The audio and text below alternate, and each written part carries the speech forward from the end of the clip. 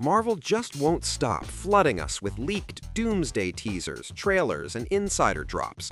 We're already numb to it, which makes this the perfect moment to switch gears to Spider-Man. And here's where it gets funny. Marvel first leaked the trailer in such terrible quality that almost nobody bought it, forcing them to leak it again in a cleaner version. So now I'm breaking it down piece by piece, while also explaining the quiet death of Sony's cinematic universe, Sony's desire to pass Venom to Marvel, who might end up playing Harry Osborn, and a bunch of other stuff. Hi, this is Lord of Leaks. Smash subscribe, hit like, let's go. Multiple trusted insiders recently confirmed that Sony has finally made a call on its cinematic universe. At this point, only one unannounced project was still alive, Olivia Wilde's Spider-Woman, and surprise, it's dead. Instead of pushing its own movies, Sony is reportedly shifting to a deeper partnership with Marvel, effectively giving Kevin Feige access to all Spider-related characters for a cut of the profits. That's a big deal, considering Sony once blocked Kraven the Hunter from appearing in Black Panther. Back then, Venom was a hit, and Sony dreamed of its own universe. Now that dream is officially over, and the new strategy is collaboration money. Before diving into Venom, quick reminder, you can support the channel by becoming a sponsor, perks included. Thanks. As for Venom, he's reportedly first on the transfer list, and this time the push is said to be coming directly from Feige, who wants the symbiote front and center in a new Tom Holland trilogy. Venom could also pop up in Secret Wars, where Spider-Man canonically wears the black suit. And finally, the door is open for Black Cat, Chameleon, Morbius, and other classic Spider-Man villains to enter the main MCU, characters Sony seriously fumbled over the past few years. This shift already got quiet confirmation when Marvel added Venom to Spidey and His Amazing Friends, something Sony previously blocked outright. There is a legal wrinkle, though. Sony must keep producing Spider-Universe films to retain the rights. But there are loopholes. Tom Holland's Spider-Man movies are technically Sony films, just like Spider-Verse, so Sony can legally hold on to the rights even while working extremely closely with Marvel. They'll keep putting out their own projects only as insurance, and that's actually great news for Spider-Verse fans. Every spin-off, like Spider-Punk, will still happen just to secure the character rights on paper. And when it comes to Spider-Man, you'll laugh, but Sadie Sink is once again the main target of theory hunters.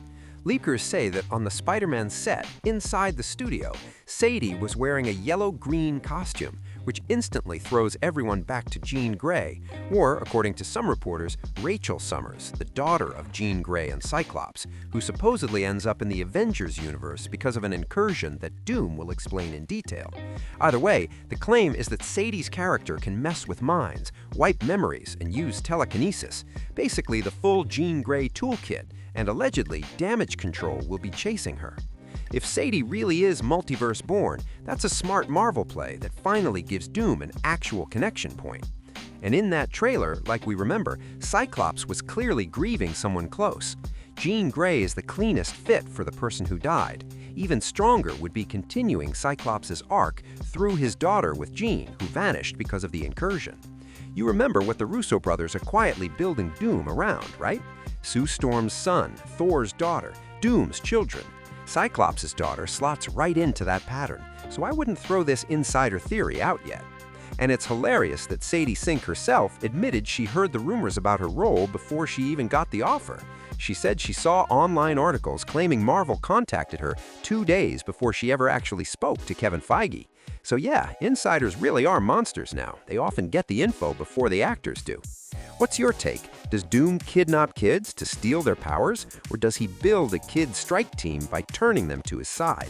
Shuri's line from the new Wakanda and Fantastic Four teaser, "I lost everyone who mattered to me," supports that idea, because she's also talking about her little brother, T'Challa II. So drop your versions in the comments.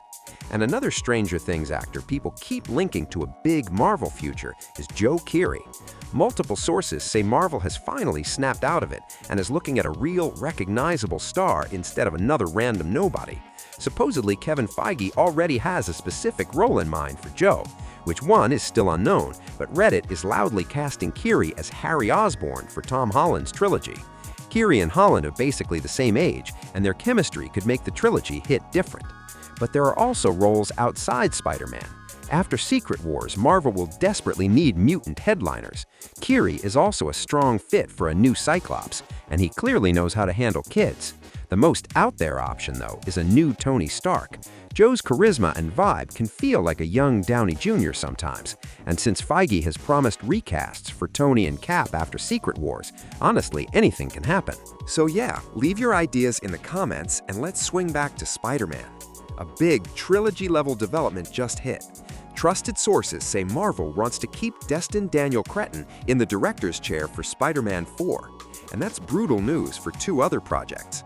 First is Naruto, the live-action adaptation Cretton was supposed to direct, but fine, maybe he can squeeze that in between Spider-Man shoots. The real disaster is Shang-Chi 2, which he was also expected to handle. No director can be in two places at once. And it's kind of hilarious that the Shang-Chi rumors got indirect confirmation from Simu Liu himself. He didn't flat-out deny Cretton leaving, and said that if it happens, he'd love to see Lee Isaac Chung, the Daniels, or Chloe Zhao take over. And yeah, Chloe already did Eternals, so a Marvel comeback wouldn't even be weird. But whatever, the key point for us is simple. We're not waiting 5 years for the next Spider-Man. Everything suggests Marvel is building this as the start of a new trilogy, and Part 2 would land in the normal 2 to 3 year sequel window. It would be extra funny if Spider-Man 5 ends up being the first movie after Secret Wars, the same way No Way Home was the first big post-Endgame film. And once again, Tom Holland would be the guy explaining the new status quo of the world. That's very possible, and a summer 2028 Spider-Man feels totally realistic. It likely won't be Marvel's first post-Secret Wars release, since an X-Men movie is expected in spring, though Marvel can delay that a dozen times if they feel like it. So Spider-Man stays the people's pick. The official trailer for the fourth film is expected after January 20th, and insiders say it won't match the leaked versions, which makes sense since it leaked twice. The cleanest leak showed what looks like a near one-to-one recreation of a comic cover where Spidey fights Tarantula.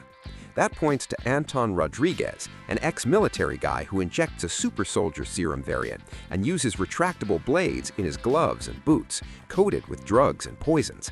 Basically Spider-Man's mirror match, but meaner. And from what we can make out, Tarantula's suit is going to be pretty comic accurate. Same story with Boomerang, who also appears, just in even worse quality, buried in the background, and again wearing an almost untouched comic costume. Marvel is clearly taking a page out of DC's book and dropping the fake realism. Remember how the multiverse saga kept forcing grounded versions of heroes, sometimes even dodging their comic names? Now, like DC, Marvel seems ready to embrace full comic book designs, which is probably healthy, because pseudo-realism in superhero movies is basically tapped out. And speaking of projects tapping out, Mahershala Ali's Blade solo film is reportedly dead for real this time. Multiple sources say Marvel has stopped trying to make it happen. Instead, they'll drop Ali straight into a Midnight Suns crossover and see if it sinks or swims. And if it swims, reviving a solo Blade movie becomes way easier. The news isn't great, but at least there's a silver lining. We'll finally see a new take on Blade. And in the next chapter, we might also meet one of the most hated characters in modern comics, because insiders say Eman Esfandi is playing Zendaya's new on-screen boyfriend. One glance at him, and it clicks immediately. He looks ripped straight out of the comics as Paul Rabin. The character debuted in 2022 and instantly got romantically involved with Mary Jane. And not as a villain, but as a genuinely kind, supportive, almost perfect guy. And that's exactly why fans lost it. A lot of people believe Marvel created Paul for one reason only, to break up Peter and MJ, with zero deeper story purpose. In the comics, that breakup sent Spider-Man down a much darker road. So in the movie, many expect Zendaya's new boyfriend to become a major emotional blow for Peter, pushing him toward a much harsher, Punisher-like edge. And how well this arc works could shape not just Spider-Man's future, but Marvel's future overall. The Wrap reports, citing top industry sources, that 2026 will be the most critical year the MCU has ever faced. According to them, everything hinges on Spider-Man and Doomsday. Disney executives are expected to judge the box office closely and then decide what Phase 7 and the next saga will look like. This probably doesn't mean canceling projects. X-Men is already in motion, and Black Panther 3 is filming. The real question is whether Kevin Feige will still be trusted with budgets for new franchises and series. If Spider-Man 4 and the new Avengers stumble, Marvel's future spending could shrink fast, pushing the studio back to a 1 or 2 safe movies a year model, like 15 years ago. Do you believe that scenario, or do you think the Avengers can still crack $2 billion worldwide?